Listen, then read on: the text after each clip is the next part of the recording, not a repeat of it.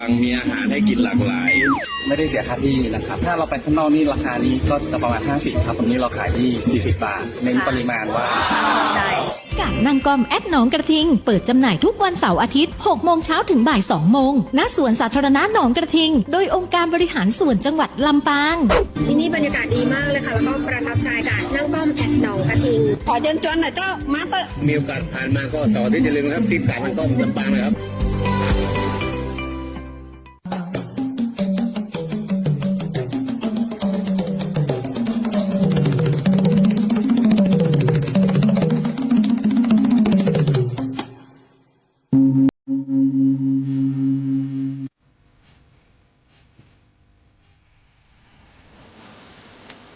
ลำปางยุคใหม่โปร่งใสสร้างสรรค์เท่าทันเท่าเทียมองค์การบริหารส่วนจังหวัดลำปางขอต้อนรับทุกท่านเข้าสู่รายการง่วมกึดง่วมใจก้าวไปกับอบจ.ลำปางโดยดีเจหนิงสุชาดา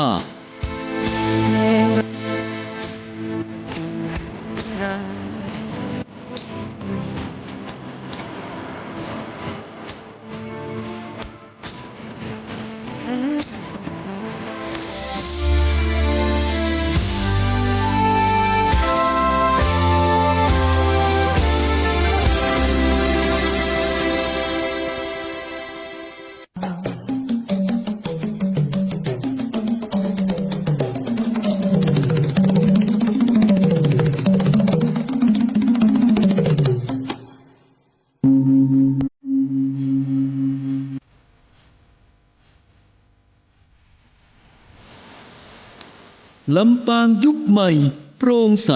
สร้างสรรค์เท่าทันเท่าเทียมองค์การบริหารส่วนจังหวัดลำปางขอต้อนรับทุกท่านเข้าสู่รายการง่วมกึดง่วมใจก้าวไปกับอบจ.ลำปางโดยดีเจหนิงสุชาดา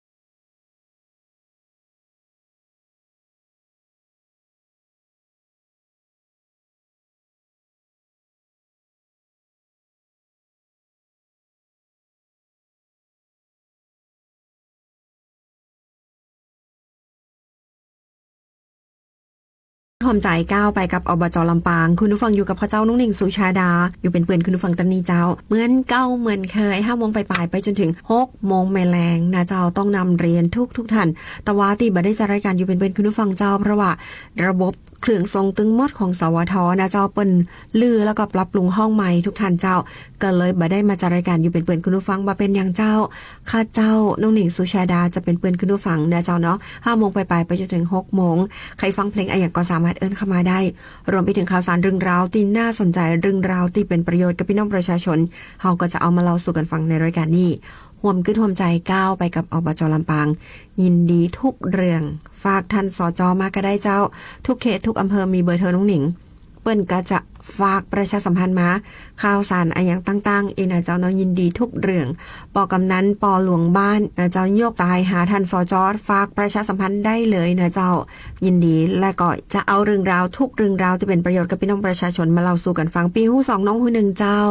น้องหนิงเป็นแค่สื่อกลางในการประชาสัมพันธ์ต่ออันเพราะฉะนั้นทุกท่านมีส่วนร่วมในรายการนี้1 ชั่วโมงเต็มอิ่มเจ้ากับเรื่องราวดีๆแล้วก็สาระข่าวสารต่างๆตีน่าสนใจใต้ฟ้าเมืองลำปางข่าวสารจากองค์การบริหารส่วนจังหวัดลำปาง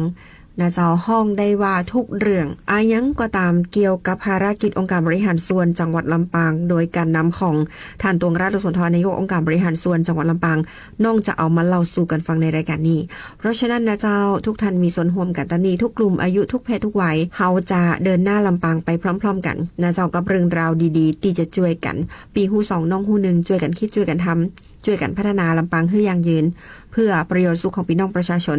และก็ลำปางจะมีความสุขตึงคนอยู่ตึงคนมาแอลและแฮมบะปออยู่ดีกินดีอย่างยืนเจ้าคุณผู้ฟังเจ้ารายการนี้โดยฝ่ายประชาสัมพันธ์สังกัดกองยุทธศาสตร์และงบประมาณองค์การบริหารส่วนจังหวัดลำปางอำนวยการผลิตโดยนางสาวตวงราชโลสุนทรนายกองค์การบริหารส่วนจังหวัดลำปางเจ้าวันนี้น้องมีเรื่องราวข่าวสารที่น่าสนใจน่าหลายที่จะเอามาเล่าสู่กันฟังนะเจ้าโดยเฉพาะเรื่องราวข่าวสารต่างๆทุกท่านสามารถติดตามรับฟังรวมไปถึงติดตามลำตัวนะเจ้าทุกข่าวที่น้องประชาสัมพันธ์สามารถเข้าไปพอใน Facebook องค์การบริหารส่วนจังหวัดลำปางได้น้องอ่านข่าวไปตัวคุณผู้ฟังอยากให้หันภาพพอน้องหนิงมันเป็นจะได้เจ้าอีนะก็สามารถเข้าไปพอได้เลยนะเจ้าทุกภาพข่าวทุกกิจกรรมจะอยู่ที่หันอย่างเช่นวันนี้ท่านนายกตวงราชโลสุนทรนายกองค์การบริหารส่วนจังหวัดลำปางเปิดการแข่งขันกีฬายุวชนตำบลบ้านเอื้อมใจจือว่าบ้านเอื้อมเกมอีนะเจ้าประจำปีการศึกษา2568นะเจ้ารายละเอียดเรื่องราวในหันจะเป็นจะได้เดี๋ยวสักกำน้องปิกมาเล่าสู่คุณผู้ฟังได้รับฟังกันนะเจ้าลูกหลานของเฮาหน้าขนาดไหนเข้าไปพอได้เจ้านอรวมไปถึงกกต.เปิดให้ลงทะเบียนเลือกตั้งล่วงหน้านะเจ้าวันตีเสาร์ธันวาคมจนถึง5 มกราคม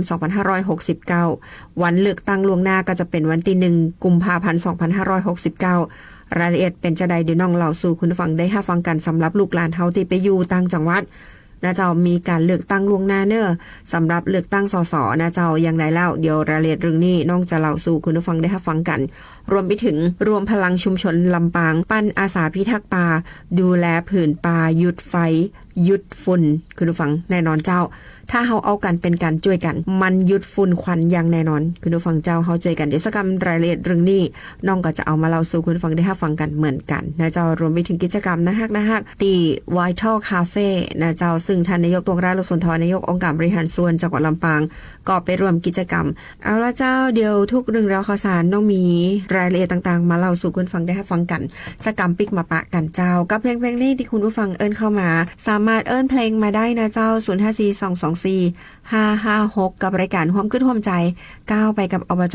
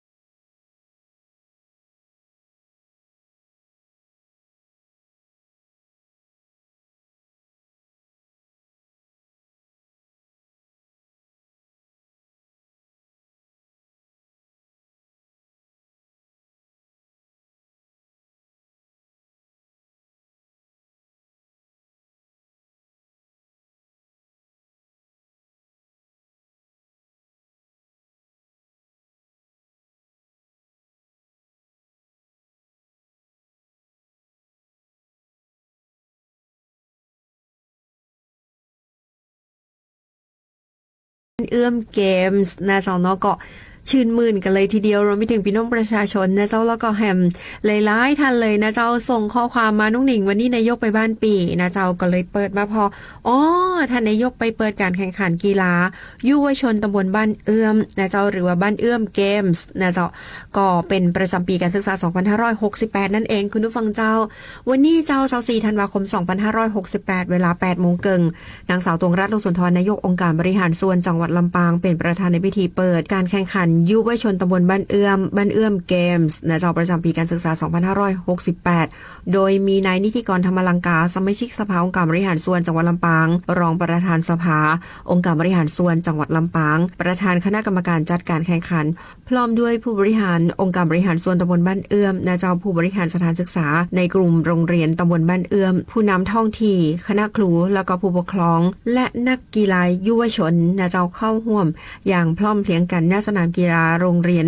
บ้านห้องตำบลบ้านเอื้อมอำเภอเมืองจังหวัดลำปางเจ้าโอกาสนี้ท่านตวงรัตน์ สุนทรนายกองค์การบริหารส่วนจังหวัดลำปางก็ได้กล่าวแสดงความยินดีและก็ชื่นชมความร่วมมือร่วมใจขององค์การบริหารส่วนตำบลบ้านเอื้อมแล้วก็กลุ่มโรงเรียนทั้ง4แห่งได้แก่โรงเรียนวัดบ้านห้องโรงเรียนวัดบ้านซักโรงเรียนบ้านทุ่งกล้วยและโรงเรียนบ้านแม่เฟืองที่ให้ความสำคัญกับการพัฒนาเยาวชนโดยการใจกีฬาเป็นสื่อกลางในการส่งเสริมสุขภาพพลานามัยควบคู่ไปกับการปลูกฝังคุณธรรมจริยธรรมการทำงานเป็นทีมฮู้แป้ฮู้ชนะฮู้อภัยและก็เสริมสร้างความฮักความสามัคคีในชุมชนเจ้าองค์การบริหารส่วนจังหวัดลำปางให้ความสำคัญกับการส่งเสริมและก็สนับสนุนกิจกรรมดีๆเจอีเพื่อให้ละอ่อนของเฮาได้พัฒนาแล้วก็เติบโตอย่างมีคุณภาพมีสุขภาพแข็งแรงแล้วก็เป็นพลังสำคัญของชุมชนและจังหวัดลำปางในอนาคตต่อไปคุณผู้ฟังเจ้าทุกท่านต้องไปพอหูบนะน้องอยากให้ได้หันเมื่อเนี่ยแต่ก็ต้องเป็นละออนนะเจ้ากลุ่มโรงเรียนวัดพระธาตุลำปางหลวงกลุ่มโรงเรียนวัดพระธาตุจอมปิงอีนะเจ้ากลุ่มวัดดอนธรรมอีนะเจ้าเปิ้นก็จะแบบเอามาแข่งขันเป็นกลุ่มนะคุณผู้ฟังตั้งแต่ต้องเป็นละออนแล้วนะไม่เดียวเนี่ยตังบ้านเอื้อมเปิ้นก็มีกีฬาเจอี้ตัวนะเจ้าก็โรงเรียนต่างๆก็มาแข่งขันกันบ่ใจแข่งเฉพาะในโรงเรียนตัวอันนะมาแข่งหลายๆโรงเรียนแข่งกันนะเจ้าก็ถือได้ว่าเป็นเรื่องราวดีๆเลยทีเดียวอยากให้ทุกท่านเข้าไปพอใน Facebook องค์การบริหารส่วนจังหวัดลำปางนะเจ้าอันนี้คือความตื่นเต้นของน้องๆอย่างน้อยๆมีสนามตีแข่งขันกันแสดงความสามารถมีเวทีได้แข่งขันความสามารถต่างๆน้องบอกเลยนะเจ้าว่าทุกเรื่องนะเจ้าในการพัฒนาละอ่อนไม่ใช่เฉพาะแต่การเรียนต่ออันการกีฬาการพัฒนาการด้าน EF IQ EQ เนี่ยมันจะต้องพัฒนาไปพร้อมๆกันคุณผู้ฟังโดยเฉพาะเรื่องราวของโลกจินตนาการแน่นอนที่สุดเจ้าการแข่งขันกีฬาไม่ใช่จินตนาการแต่คุณผู้ฟังเจ้าทุกวันน้องๆขอจะตื่นเต้นกับการแต่งหน้ากับการใส่ชุดกับการนึกภาพว่าเวลาเขาเป็นดาวไม่เยอะเนี่ยเขาจะต้องไปถือคาถาเนี่ยแล้วก็คนพอเขาจัดนักแล้วมันกับปรบมือเฮ้อเต้าเอี้ยเจ้าหรือว่าน้องๆเป็นเชียร์ลีดเดอร์น้องๆกับจินตนาการพาไปว่าตอนตีเปิ้นเต้นเป็นเชียร์ลีดเดอร์ความสุขของเปิ้นลีลาย่าเฮือพี่น้องประชาชนได้ภูมิใจพ่อแม่ได้ภูมิใจอย่างเงี้ยแล้วก็นักกีฬาเจ้าเปิ้นยังบัดตันได้ลงแข่งขันเตี่ยแต่เปิ้นตั้งเป้าหมายว่าเปิ้นจะต้องได้เหรียญทองแค่จินตนาการภาพนี่ก็มีความสุขแล้วนะคุณผู้ฟังยังจำประโยคนี้ได้ก่อจินตนาการสำคัญกว่าความคิดอันนี้มันเป็นเรื่องดีๆเลยทีเดียวนะเจ้าส่งเสริมจินตนาการของละอ่อนอย่างน้อยๆการฝึกซ้อมของเขาในแต่ละโรงเรียนเพื่อจะมาแข่งกันในวันเนี้ยนะเจ้าเนาะมันคือความสุขอะทุกท่านเจ้าความสุขตีควบคู่ไปกับการเรียนอันนั้นมันคือสิ่งที่จำเป็นแต่ณปัจจุบันก็สังเกตได้ว่ามันเป็นสังคมแห่งการเร่งรีบสังคมแห่งการแข่งขันสังคมแห่งการเห็นแก่ตัวน้องๆเป็นก็จะเร่งรีบนะเจ้าแล้วก็จะไปโรงเรียนแบบนะแล้วแต่เลยฉันจะเรียนคนเดียวใครบ่เรียนก็แล้วแต่อย่างประมาณนี้นะเจ้าน้อยนักที่จะช่วยเหลือแล้วก็พึ่งพาอาศัยกันแต่ถ้าโรงเรียนไหนสร้างจินตนาการสร้างคุณธรรมสร้างจริยธรรมและที่สำคัญเจ้าสร้างประเพณีในโรงเรียนว่าให้ช่วยเหลือซึ่งกันและกันเปื้อนฟุ้งสามารถมาคุยกันได้กับความสุขของน้องๆในการเรียนน้องเชื่อว่าเขาจะเป็นคนที่เรียนเก่งมีสมาธิในการเรียน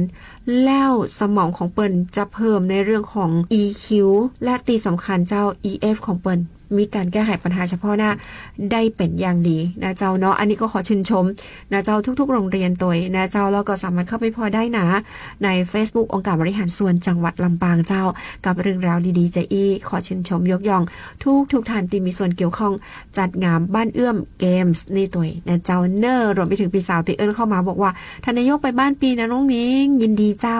ปีอสมของเฮานักหน้าฮักนักหลายน้องต้องบอกเลยว่าทุกเรื่องที่น้องเอามาเล่าสู่กันฟังบางครั้งน้องบ่ได้พอนะเจ้าปรากฏว่าปีอสมนะเป็นหันกรนะเจ้าเป็นอยู่ในพื้นที่นึกภาพก่อนนะเจ้าปีอสมทุกคนทุกพื้นที่ทุกอำเภอเนี่ยก็จะโทรมาบอกน้องนิ้งนายกไปบ้านปีท่านรองไปบ้านปีท่านที่ปรึกษาไปบ้านปีเลขาไปบ้านปีนะน้องอีน่ะเจ้าแม้กระทั่ง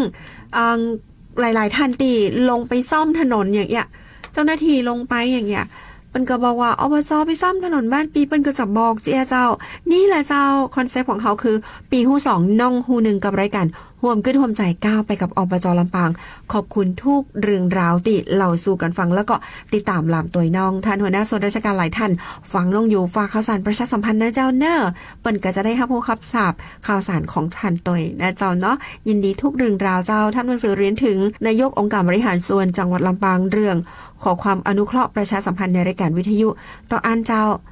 น้องจะเอามาเล่าในรายการนี้เพื่อให้พี่น้องประชาชนคนลำปางรวมไปถึงทุกท่านที่รับฟังรายการแล้วก็คนลำปางติดไปอยู่ต่างจังหวัดหรือว่าคุณผู้ฟังที่ฟังออนไลน์อยู่ได้รับรู้รับทราบถึงเรื่องราวดีๆและกิจกรรมในจังหวัดลำปางบ้านเฮานะเจ้าเนาะกับรายการความขึ้นความใจก้าวไปกับอบจลำปางเจ้าเอาละช่วงนี้เราไปฟังเพลงนี้พิเศษให้ตัวนะเจ้าเน้อ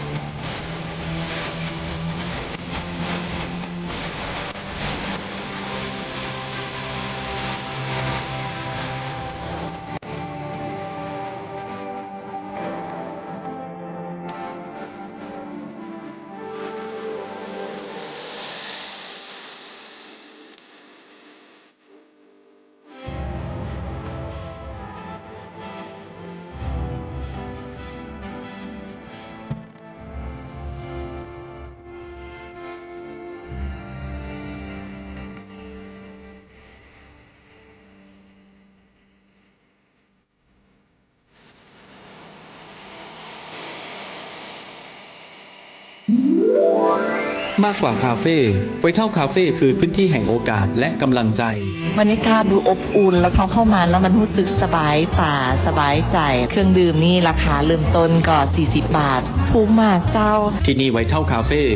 ฟ่น้องใหม่กับบาริสต้าวัยเก๋ามาลองชิมโกโก้ดูอร่อยเจ้ารับแขกต่างบ้านต่างเมืองกับปลามาแอลได้นะเจ้า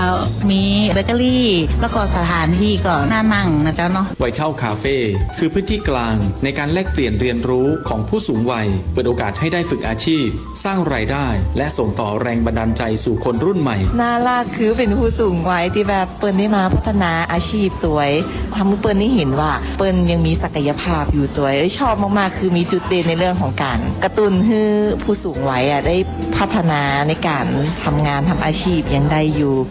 ไวท์เท่าคาเฟ่ทุกวันคือการเริ่มต้นใหม่ที่ถูกเสิร์ฟด้วยหัวใจเปิดบริการทุกวันตั้งแต่เวลา 8 โมงเช้าถึง 4 โมงเย็นอยู่ในพื้นที่ลำปางเกตเวย์ลานหน้าพระบรมราชานุสาวรีย์สมเด็จพระนเรศวรมหาราชอำเภอเกาะคามาแอลลำปางเนี่ยแนะนำเลยให้มาไวท์เท่าคาเฟ่เจ้าบรรยากาศดีมากทุกคนดูเป็นมิตรไวท์เท่าคาเฟ่พื้นที่ต้นแบบแห่งโอกาสและกำลังใจคุณกำลังฟังร่วมคิดร่วมใจก้าวไปกับอบจ.ลำปาง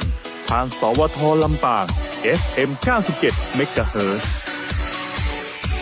เจ้ามาถึงช่วงนี้เฮาปากันไปแอลแม่ทะผ่องคุณผู้ฟังเจ้าจำได้ก็ตีองค์การบริหารส่วนจังหวัดลำปางมีการอบรมอาสาสมัครพิทักษ์ป่าดูแลป่ากันคุณผู้ฟังเจ้าจำได้ก็ตีต้องประชาสัมพันธ์ขึ้นโดยตลอดแน่นอนเจ้าจากการอบรมทฤษฎีแล้วตอนนี้เปิ้นลงสู่ภาคปฏิบัติคุณผู้ฟังเจ้าเฮาปากันไปตีแรกเลยนะเจ้าก็คืออำเภอแม่ทะรวมพลังชุมชนลำปางปั้นอาสาสมัครพิทักษ์ป่า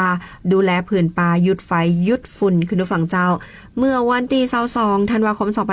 2568องค์การบริหารส่วนจังหวัดลำปางจัดโครงการฝึกอบรมราษฎรอาสาสมัครพิทักษ์ป่าในพื้นที่จังหวัดลำปางณป่าชุมชน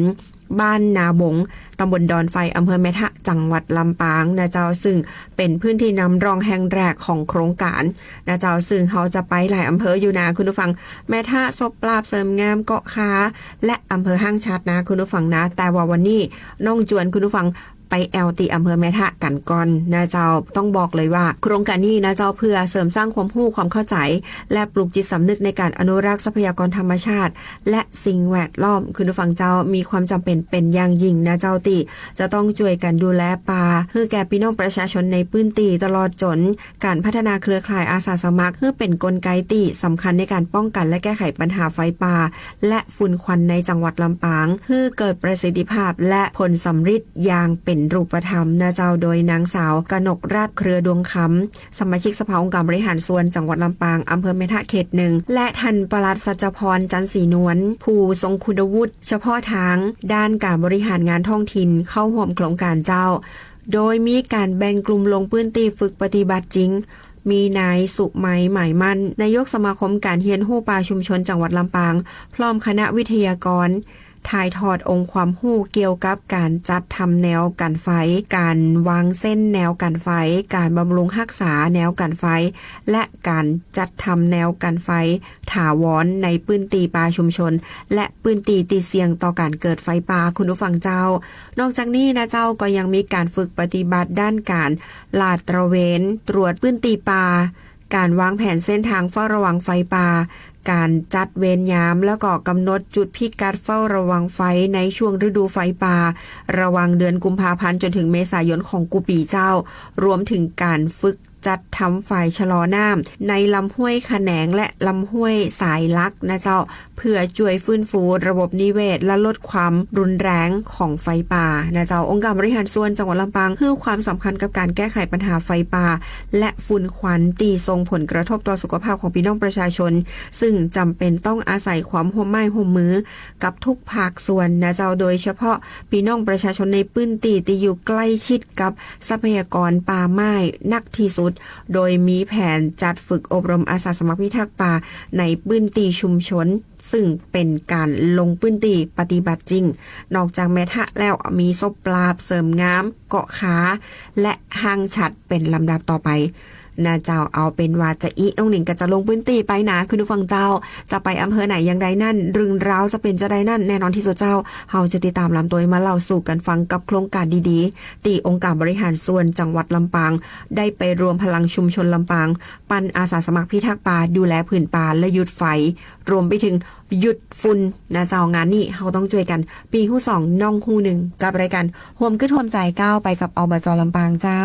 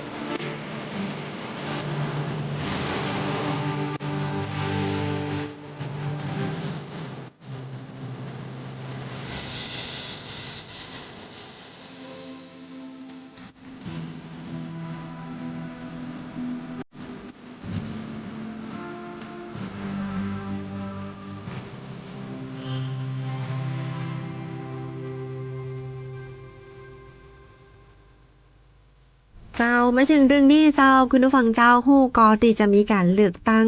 สมาชิกสภาผู้แทนราษฎรหรือว่าสสตอนนี้นะเจ้ากกตเปิดให้ลงทะเบียนเลือกตั้งล่วงหน้าเริ่ม20ธันวาคม2568ไปจนถึง5มกราคม2569นะเจ้าประชาสัมพันธ์ให้กับทุกท่านที่มีลูกมีหลานอยู่ต่างจังหวัดทำงานอยู่ต่างจังหวัดบ่สามารถมาเลือกตั้งในวันนั้นได้หรือว่าน้องติดภารกิจหรือว่าอย่างใดก็แล้วแต่ด้วยเหตุผลกลใดก็แล้วแต่เปิดให้ลงทะเบียนเลือกตั้งล่วงหน้าเริ่ม20ธันวาคม2568ไปจนถึง5มกราคม2569นะเจ้าวันเลือกตั้งล่วงหน้าก็จะเป็นวันที่1กุมภาพันธ์2569เจ้าเปิดให้ลงทะเบียนออนไลน์ผ่านเว็บไซต์สำนักบริหารการทะเบียนกรมการปกครองคุณผู้ฟังเจ้าสามารถเข้าไป Facebook องค์การบริหารส่วนจังหวัดลำปางคลิกตัวฟ้าๆให้ได้เลยนะเจ้าก็เอาไปก็ได้ส่งให้ลูกหลานเฮาว่าสามารถลงทะเบียนผ่านเว็บไซต์นี้นะเจ้าเป็นสำนักบริหารการทะเบียนกรมการปกครองนะเจ้ารวมไปถึงผ่านแอปพลิเคชันไทย ID นะเจ้าที่ทุกท่านโหลดไว้ให้นะลูกหลานของเขาโหลดอยู่แล้วคุณผู้ฟังเจ้าหรือจะผ่านแอปพลิเคชัน Smart Vote ก็ได้คุณผู้ฟังเจ้าเนาะเข้าไปแล้วเลือกเมนูลงทะเบียนเลือกตั้งล่วงหน้ากรอกข้อมูลให้ครบถ้วนตรวจสอบว่าถูกต้องนะเจ้าแค่นี้ก็เรียบร้อยแล้วนะเจ้าลงทะเบียนได้24ชั่วโมงนะเจ้าระบบจะปิดวันที่5มกราคม2569เวลาเที่ยงคืนเพราะฉะนั้นใดๆก็ตามทุกท่านต้องไปลงก่อนวันที่5มกราคมเวลาเที่ยงคืนนะเจ้าก็คือถือว่าลงทะเบียนเลือกตั้งล่วงหน้าสำเร็จถ้าสำเร็จแล้วนะเจ้า1กุมภาพันธ์2569ก็จะเป็นวันที่ลงคะแนนเลือกตั้งล่วงหน้าคุณผู้ฟังเจ้างานนี้ต้องบอกเลยคือคุณผู้ฟังไปบอกลูกบอกหลานบ่เข้าใจที่น้องอู้อย่างใดเข้าไปพอใน Facebook องค์การบริหารส่วนจังหวัดลำปางก็เลื่อนลงไปแหมน้อยนะเจ้าเนาะก็จะหันภาพว่าเปิดให้ลงทะเบียนออนไลน์เลือกตั้งล่วงหน้าระหว่างวันที่20ธันวาคม2568ถึง5มกราคม2569วิธีการลงทะเบียนอย่างตีน้องได้อู้ไปเปิ้นจะบอกรายละเอียดให้เลยเพราะฉะนั้นทุกท่านบอกให้ลูกให้หลานของทุกท่านหรือว่าแชร์เรื่องราวข่าวนี้ไปให้ลูกหลานของเขาที่ทำงานอยู่ต่างจังหวัดนะเจ้าหรือว่าต่างประเทศได้ครับผู้รับทราบกันบ่สามารถหรือว่าบ่สะดวกที่จะมาเลือกตั้งด้วยตัวของน้องๆเองหรือคนใหญ่ก็ตามไปแยกการอยู่ที่ไหนอีนาเจ้าสามารถมาลง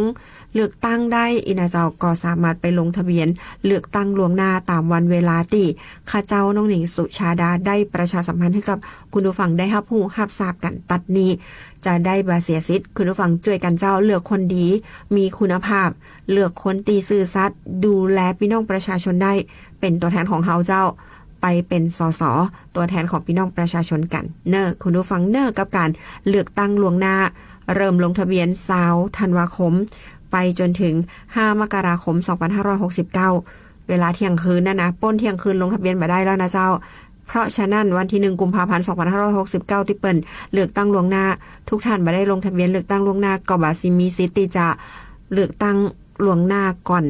นะเจ้าเนาะซึ่ง1กุมภาพันธ์เป็นวันเลือกตั้งล่วงหน้านะเจ้าเนาะอันนี้ย่ำและเตือนพี่น้องประชาชนต้าๆเลยนะเจ้าเนาะอย่างไรแล้วฝากประหลวงบ้านประกาศเสียงตามสายทุกเขตทุกพื้นที่ว่ามีการเลือกตั้งล่วงหน้านะเจ้าหรือว่าจะต่อเสียงตามสายสวทลำปางกับรายการร่วมกระทรวมใจก้าวไปกับอบจลำปางไปตีเสียงตามสายของทุกท่านก็ได้นะเจ้าเนาะก็จะมีเรื่องราวข่าวนี้พี่น้องประชาชนเปิ้นก็จะได้รับรู้รับทราบกันแชร์เรื่องราวข่าวสารจาก Facebook องค์การบริหารส่วนจังหวัดลำปางหรือว่าเพจต่างๆหรือแจ้งเตือนบอกให้ลูกหลานเฮาเข้าไปในแอปไทย ID นะเจ้ากับการเลือกตั้งล่วงหน้าสามารถลงทะเบียนได้แล้วนะเจ้าถึง5มกราคมนี้ต่ออันนะเจ้าฝากประชาสัมพันธ์ต่อกันไปตัวสำหรับปหลวงบ้านปอกกำนันกูคู่คนรวมไปถึงพี่อสมสามารถประชาสัมพันธ์ให้น้องได้ตัวนะเจ้า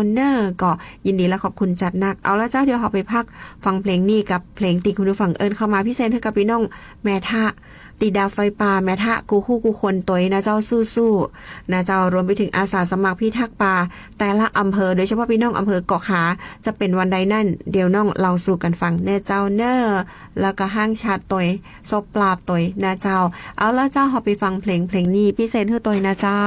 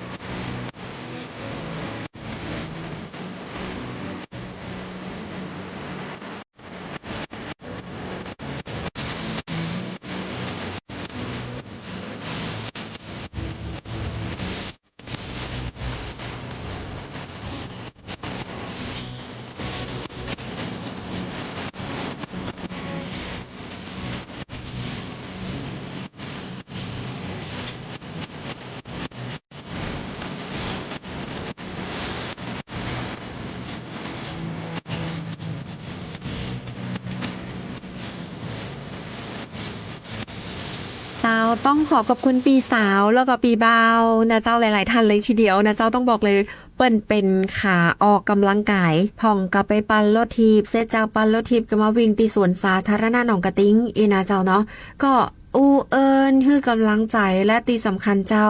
บอกกล่าวเราสิบกันมาโดยตลอดเลยนะเจ้าว่าส่วนสาธารณะหนองกระติงเป็นจะใดบรรยากาศตอนเจ้าเป็นจะใดช่วงหน้าฝนหน้าหนาวหน้าแล้งก่อนน้องต้องบอกเลยว่าได้รับรู้เรื่องราวข่าวสารคนในเวียงจากเปิ่นหั่นน่ะเพราะว่าตัวน้องเองอยู่ก็ขาไอ้ขั้นจะตื่นเจ้าไปวิ่งดีหนองกระติงมันก็จะได้อยู่นะคุณผู้ฟังนะ มันไกลคุณผู้ฟังเจ้าในจะมาเนี่ยการแหมอีเนาะก็ได้ยินข่าวสารเจ้าพี่น้องประชาชนรวมไปถึงปีเล่าสู่กันฟังบรรยากาศหน้าหนาวนี้สัมภาษณ์น้องหนิงม้ออีนะเจ้าจุน้องมาโดยตลอดและน้องก็จินตนาการภาพไปตัวเปิ้นมีความสุขไปกับเปิ้นถึงแม้ว่าจะนอนอยู่บ้านก็ตามคุณผู้ฟังเจ้าแต่ว่า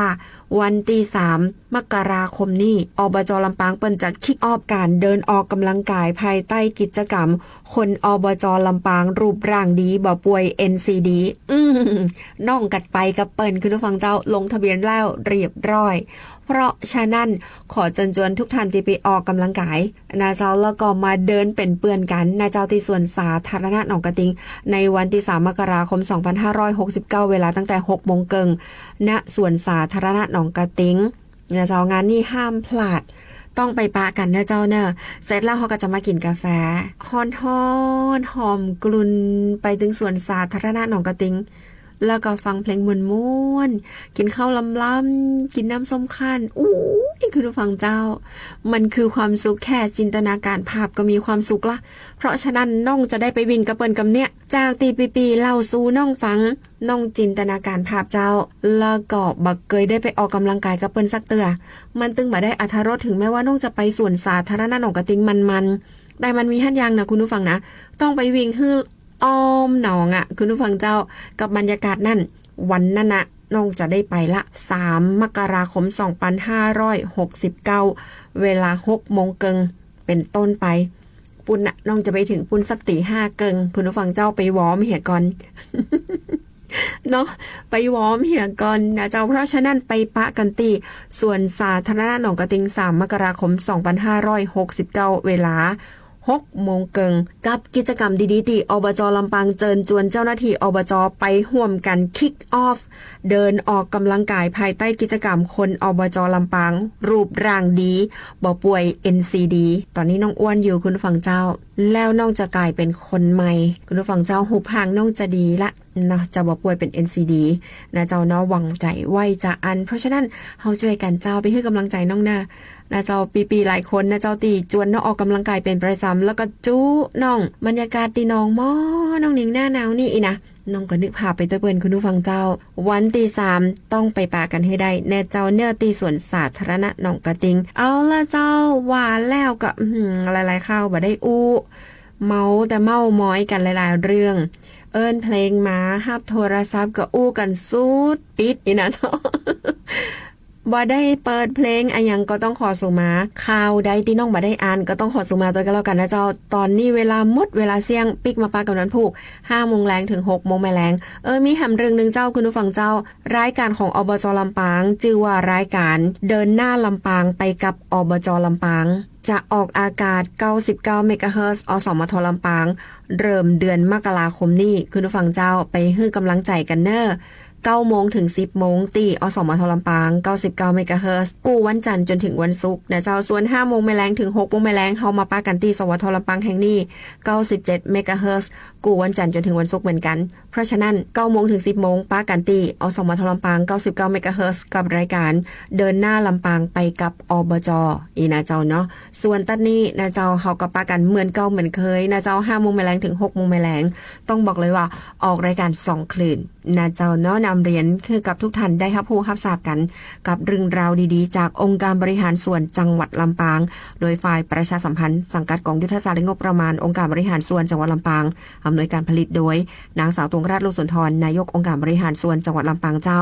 วันนี้เวลาหมดเหี่ยจอยเอาเป็นว่าปิกมาปากำลังผูกวันนี้ลาไปแล้วนะสวัสดีเจ้าคุณกำลังฟังร่วมคิดร่วมใจก้าวไปกับอบจ.ลำปางทางสวท.ลำปาง FM 97 เมกะเฮิรตซ์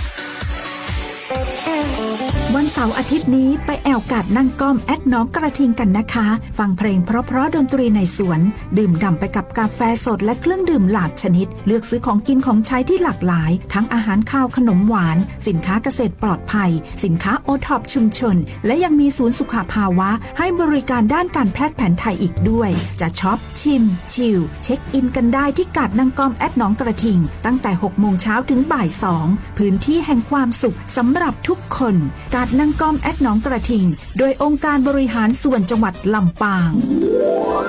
มากกว่าคาเฟ่ไวท์เท่าคาเฟ่คือพื้นที่แห่งโอกาสและกำลังใจบรรยากาศดูอบอุ่นแล้วเขาเข้ามาแล้วมันรู้สึกสบายตาสบายใจเครื่องดื่มนี่ราคาเริ่มต้นก็40 บาทถูกมากเจ้าที่นี่ไวท์เท่าคาเฟ่